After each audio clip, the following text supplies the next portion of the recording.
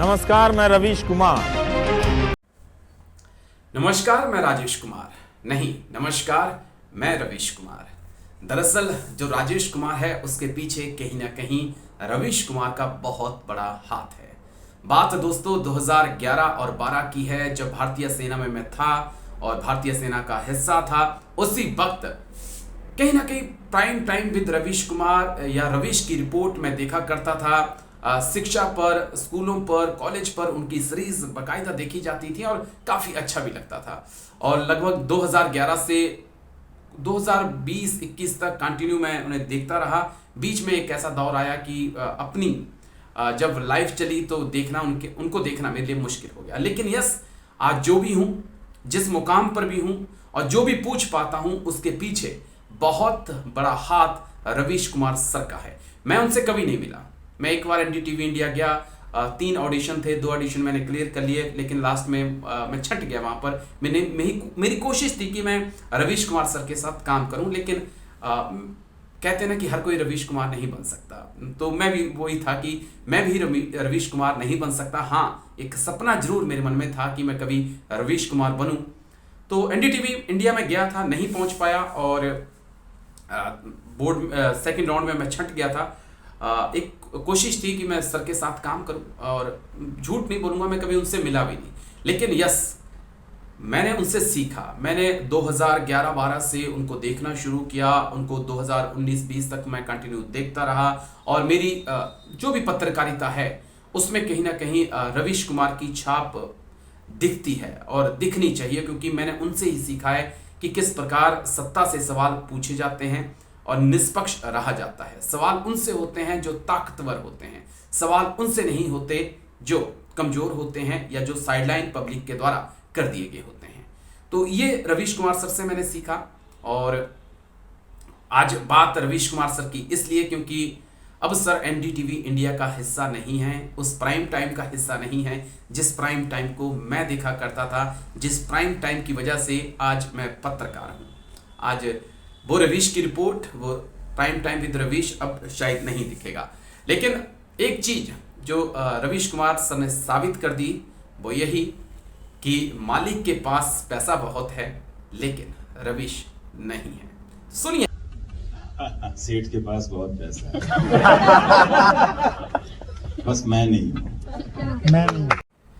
तो दोस्तों, जिस वक्त मैं इस वीडियो को रिकॉर्ड कर रहा था उसी वक्त मेरे कजन ब्रदर हैं, उनका एक मैसेज मुझे आता है स्क्रीन पे जो मैं देख पा रहा हूं अभी, जहां वो कहते हैं कि हर जंग इसलिए नहीं लड़ी जाती कि वो जीती जाए, कुछ जंगें इसलिए भी लड़ी जाती कि इतिहास में दर्ज हो कि तानाशाही के खिलाफ कोई लड़ रहा था, सब घर में दुबक कर नहीं बैठे थे।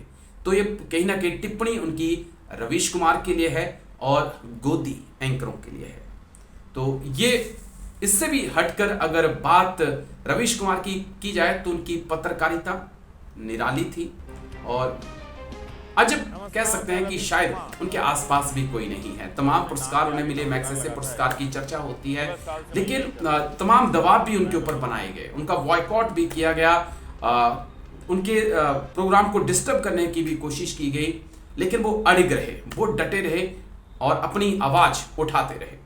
उन्होंने एक बड़ी अच्छी चीज कही, जब लगातार सरकार की तरफ से दबाव बना रहे थे तो उन्होंने कहा कि रवीश कुमार को टीवी की जरूरत नहीं है अपनी आवाज पहुंचाने के लिए। रवीश कुमार अगर सड़क पे भी बैठ जाएगा तब भी लोग उसे सुनेंगे। और वाकई में ऐसा है। आज वो यूट्यूब पे हैं और लाखों लोग, लाखों चाहने वाले, करोड़ों चाहने वाले जो हैं वो उनके यूट्यूब चैनल पे पहुंच चुके हैं और उनमें से एक मैं भी हूं। मुझे भी खुशी है कि वो मेरे गुरु हैं और ऐसे गुरु जिनसे मैं कभी मिला नहीं, लेकिन एक उम्मीद है कि एक वक्त आएगा जब मैं उनसे जरूर मिलूंगा।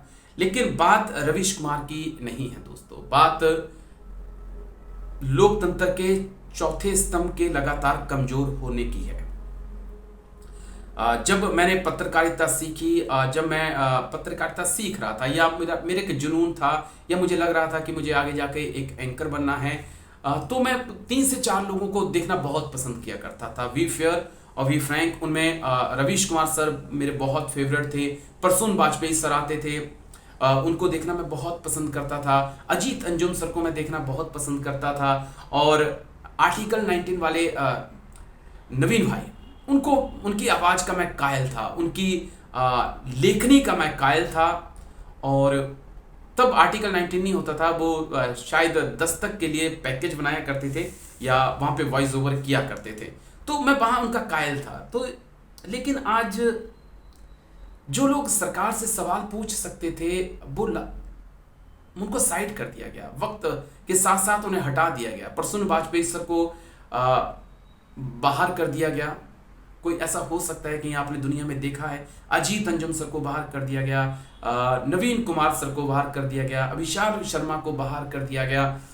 तो क्या वाकई में प्रधानमंत्री मोदी अपनी आलोचना सह नहीं कर पाते हैं?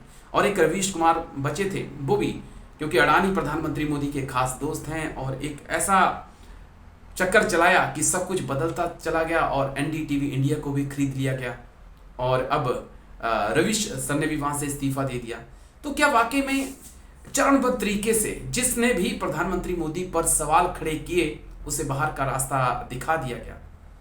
और उन लोगों के लिए आज जगह है मीडिया में, सच कहूं तो, जो ये पूछते हैं कि सर आप थकते नहीं, आप आम कैसे खाते हैं, आप बटुआ रखते हैं कि नहीं रखते हैं। ऐसे लोगों के लिए जगह है। लेकिन जो सरकार से सवाल पूछें, ये पूछे कि आपकी नोटबंदी का फैसला गलत था, सही था, जीएसटी का फैसला गलत था, सही था, आप पाकिस्तान बिना बुलाए क्यों चले गए, आपके राज्य में इतने इतने आतंकी हमले हुए, रुपया क्यों डॉलर के मुकाबले गिर रहा है, तमाम बेरोजगारी क्यों बढ़ रही है। तो जिन लोगों ने भी सवाल पूछे उन्हें बाहर का रास्ता दिखा दिया गया, चाहे उनमें अजीत अंजुम सर की बात हो, चाहे हमारे अभिषाल शर्मा को तो मैं भूल गया उनकी बात हो, या फिर प्रसून वाजपेयी सर की बात हो, रवीश कुमार सर की बात हो, तो नवीन भाई की बात हो, तमाम ऐसे चेहरों को बाहर कर दिया गया। यानी कि जो सवाल पूछे उसे ही बाहर का रास्ता दिखा दो।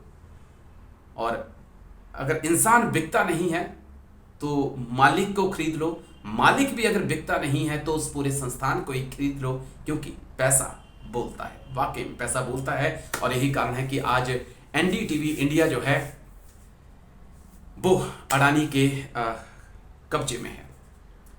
लेकिन ऐसे लोकतंत्र चलेगा कैसे, ये बहुत बड़ा सवाल है। क्योंकि अगर सत्ता से सवाल पूछने वाले नहीं रहेंगे तो फिर सत्ता जो है वो निरंकुश हो जाएगी, वो तानाशाह हो जाएगी। तो रवीश कुमार सर का जाना कहीं ना कहीं हम सब के लिए एक बहुत बड़ा झटका है। लेकिन कहते हैं कि अंत ही शुरुआत है, अंत ही अनंत है। हो सकता है रवीश कुमार सर की एक नई शुरुआत है, और बिल्कुल चाहूँगा कि आप सभी उनके यूट्यूब चैनल का या फेसबुक पे जहाँ पे भी वो हैं जरूर उसको लाइक, शेयर, सब्सक्राइब करिएगा, और फॉलो भी सर को जरूर करिएगा। क्योंकि जब तक उनकी आवाज़ है और जब तक नहीं सुनेंगे तब तक मज़ा नहीं आएगा। चलिए,